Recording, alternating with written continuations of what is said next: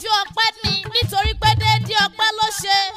Ọ̀pọ̀ lẹ́jọ́ wáyé lọ́jọ́ kan náà tí ò sí mọ́ tó ti filẹ̀ ṣaṣọ bora. Olúwakẹ́mi tiẹ̀ ò wá rí bẹ́ẹ̀.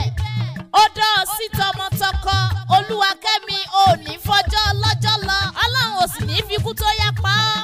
Alájà ẹni bá ní ọmọ gbélé ayé pẹ̀lú ìrọ̀rùn. Olúwakẹ́mi ẹ̀yìn rẹ̀ ló ti mọ̀ sáyé tiẹ̀ nítorí pé ò bá tí wọ́n wálé ayé ò jàre. Torí jẹ́jẹ́ rẹ̀ lọ kúkú dúró òrí tẹnìkan rò.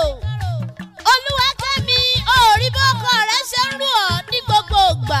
Àwọn tó ti lóò lè jẹ́ èèyàn lọ́jọ́sí tí wọ́n ń ṣe ẹ̀rẹ́ òrí bọ́lọ́ ń ṣe gbé ọlékè wọn.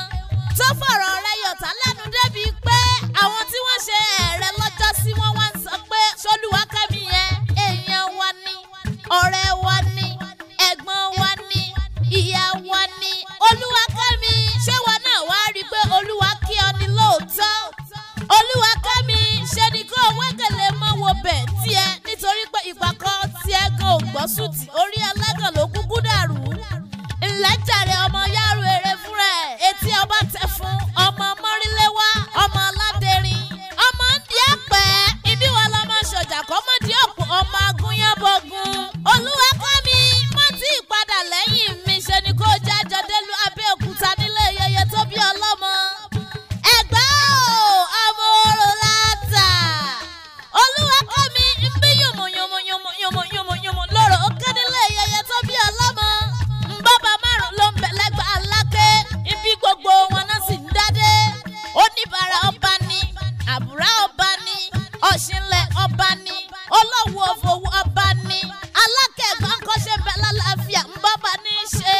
Olúwakẹ́mi mo ní káwọn bàbá yín ó fìdí orò hàn mí lọ́jọ́ sí. Wọ́n ní gúnyán lẹ́bẹ̀ kí n sì rókà mẹ́nìjọ. Mo gúnyán lẹ́bẹ̀ tán mo rókà ń mẹ́nìjọ. Olúwakẹ́mi ó lè bìlífù pẹlẹbẹ igi lásán náà gbẹ́lẹ́ mi lọ́wọ́. Àṣẹ wòmù lọ́rọ̀ ń ké o. Nàmù kúkú lọ́rọ̀ ń ké nílé alákẹ́jábí. Ọmọ ẹ̀gbámọ̀ Lisa bí ọmọ gbòǹgbò àkàlà. Olúwakẹ́mi nínú owó ló ti ṣe tọdún yìí. Ò ní ṣe tẹ̀mí nínú òṣìlógún Ọlọ́run.